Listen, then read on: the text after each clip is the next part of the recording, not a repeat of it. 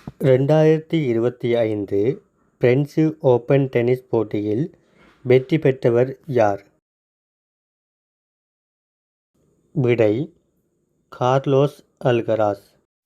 2025 French open tennis போட்டியில் ஸ்பெயினின் Carlos Alcaraz உலகின் நம்பர் 1 வீரரான ஜன்னிக் சின்னரை தோற்கடித்து வெற்றி பெற்றார். அத்துடன் மகளிருக்கான போட்டியில் அமெரிக்காவைச் சேர்ந்த கோகோ காஃப் சாம்பியன் பட்டம் வென்றார். அத்துடன் ஆடவர் இரட்டையர் பிரிவில் ஸ்பெயினின் மார்செல் கிரானோலஸ் மற்றும் அர்ஜென்டினாவின் கொராசியோ செபாலோஸ் ஆகியோர் வெற்றி பெற்றனர். மேலும் மகளிர் இரட்டையர் போட்டியில் இத்தாலியின் சாரா எர்ரானி மற்றும் ஜாஸ்மின் பயோலினி ஆகியோர் கிண்ணத்தை கைப்பற்றினர். அண்மையில் இந்தியாவின் அகமதாபாத்தில் விபத்துக்குள்ளான விமானம் எது? AI-171. அண்மையில் இந்தியாவின் அகமதாபாத்தில் ஏர் இந்தியாவுக்கு சொந்தமான AI-171 எனப்படும் விமானம் விபத்துக்குள்ளானது. இவ்விமானம் அகமதாபாத்திலிருந்து லண்டனின் காட்விக் விமான நிலையத்தை நோக்கி புறப்படுகையில் விபத்துக்கு உள்ளானதுடன் இதுவரையில் 290 பேர் மரணமாகியுள்ளதாக தகவல்கள் தெரிவிக்கின்றன. மேலும் உலகில் தலைசிறந்த விமான நிலையமாக அண்மையில் சிங்கப்பூரின் சாங்கி விமான நிலையம் தெரிவு செய்யப்பட்டமை குறிப்பிடத்தக்கது. 2025 ஆண்டின் ICCயின் ஹால் ஆஃப் ஃபேம் விருது வென்ற இந்தியர் யார்? விடை: மகேந்திர சிங் தோனி. அண்மையில் 2025 ஆண்டின் ICCயின் ஹால் ஆஃப் ஃபேம் விருது இந்தியாவின் மகேந்திர சிங் தோனி, ஆஸ்திரேலியாவின் மேத்யூ ஹெய்டன், சவுத் ஆப்பிரிக்காவின் ஹசிம் ஆம்லா, சவுத் ஆப்பிரிக்காவின் கிரீம் ஸ்மித் மற்றும் நியூசிலாந்தின் டேனியல் விக்டோரி ஆகியோருக்கும், மகளிர் கிரிக்கெட் வீராங்கனைகளான பாகிஸ்தானின் சனா மிர் மற்றும் இங்கிலாந்தின் சாரா டெய்லர் ஆகியோருக்கும் வழங்கி கௌரவிக்கப்பட்டிருந்தது. ஜனாதிபதியின் பொது மன்னிப்பை முறைகேடாக பயன்படுத்தியமை தொடர்பில் பதவி நீக்கம் செய்யப்பட்ட சிறைச்சாலை ஆணையாளர் யார்? விடை: துஷார உபுல்தெனியே. அண்மையில் ஜனாதிபதியின் பொது மன்னிப்பை முறைகேடாக பயன்படுத்தியமைக்காக சிறைச்சாலை ஆணையாளர் துஷார உபுல்தெனியே பதவி நீக்கம் செய்யப்பட்டார். அனுராதபுர சிறை கைதியான WH அத்துல திலகரத்ன என்பவரை விடுதலை செய்தமை தொடர்பில் இவர் பதவி நீக்கம் செய்யப்பட்டார். தி அமெரிக்கன் பார்ட்டி என்ற புதிய கட்சியை தொடங்கவுள்ளவர் யார்? விடை: எலான் மஸ்க்.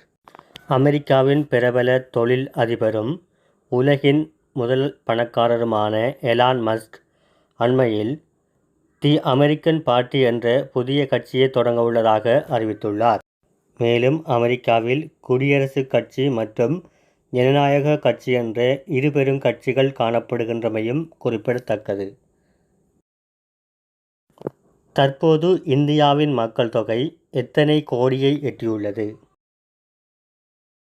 விடை: 146 கோடி. தற்போது இந்திய சனத்தொகையானது 146 கோடியை எட்டியுள்ளதாக ஐக்கிய நாடுகள் சபை தெரிவித்துள்ளது. இந்தியா தற்போதும் உலக மக்கள் தொகையில் முதலிடத்தில் உள்ளதுடன் 2ஆம் இடத்தில் சீனா காணப்படுகின்றது. 2025 ஆண்டிற்கான ICCயின் டெஸ்ட் சாம்பியன்ஷிப் தொடரை வென்ற நாடு எது? விடை: தென்னாப்பிரிக்கா. 2023 தொடக்கம் 2025 ஆண்டு வரை நடைபெற்ற ICC டெஸ்ட் சாம்பியன்ஷிப் தொடரை தென்னாப்பிரிக்கா கைப்பற்றியுள்ளது. அண்மையில் இங்கிலாந்தின் லோர்ட்ஸ் மைதானத்தில் நடைபெற்ற ஆஸ்திரேலியாவுக்கு எதிரான இறுதிப் போட்டியில் வென்றதன் ஊடாக தென்னாப்பிரிக்கா அணி சாம்பியன் பட்டத்தை கைப்பற்றியது. உலக பொருளாதார மன்றத்தின் 2025ஆம் ஆண்டு உலகளாவிய பாலின இடைவெளி அறிக்கையில் இலங்கையின் நிலை என்ன? விடை 130. அண்மையில் உலக பொருளாதார மன்றம் வெளியிட்ட 2025ஆம் ஆண்டிற்கான உலக பாலின இடைவெளி அறிக்கையில் இலங்கை 130வது இடத்தை பிடித்துள்ளது. இப்பட்டியலில் தொடர்ந்தும் முதலிடத்தில் ஐஸ்லாந்தும், 2வது இடத்தில் பின்லாந்தும், 3வது இடத்தில் நோர்வேயும் உள்ளன. பூட்டான் 119வது இடத்திலும், நேபாள் 125வது இடத்திலும், இந்தியா 131வது இடத்திலும் உள்ளதுடன் இறுதி இடத்தில் ஈரான் உள்ளது. மத்திய ஆப்பிரிக்க நாடுகளின் பொருளாதார சமூகத்தில் இருந்து விலகுவதாக அறிவித்துள்ள நாடு எது? விடை ருவாண்டா. ECCAS எனப்படும் மத்திய ஆப்பிரிக்க நாடுகளின் பொருளாதார சமூகத்தில் இருந்து விலகுவதாக அண்மையில் ருவாண்டா அறிவித்துள்ளது. இச்சபையானது 1980ஆம் ஆண்டு ஆரம்பமானது. அண்மையில் கிழக்கு காங்கோவின் முக்கிய நகரங்களை கைப்பற்றிய M23 கிளர்ச்சி அமைப்புக்கு இராணுவ ஆதரவை வழங்கியதற்காக ருவாண்டா மீது குற்றம் சாட்டப்பட்டமை குறிப்பிடத்தக்கது. குழந்தை தொழிலாளர் முறைக்கு எதிரான சர்வதேச தினம் எப்போது அனுஷ்டிக்கப்படுகின்றது?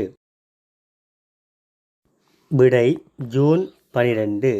ஒவ்வொரு வருடமும் குழந்தை தொழிலாளர் முறைக்கு எதிரான சர்வதேச தினம் ஜூன் மாதம் 12ஆம் திகதி அனுஷ்டிக்கப்படுகின்றது. இவ்வாண்டிற்கான கருப்பொருள் முன்னேற்றம் தெளிவாக உள்ளது, ஆனால் இன்னும் செய்ய வேண்டியது இருக்கிறது. முயற்சிகளை விரைவுபடுத்துவோம் என்று அமைந்துள்ளது.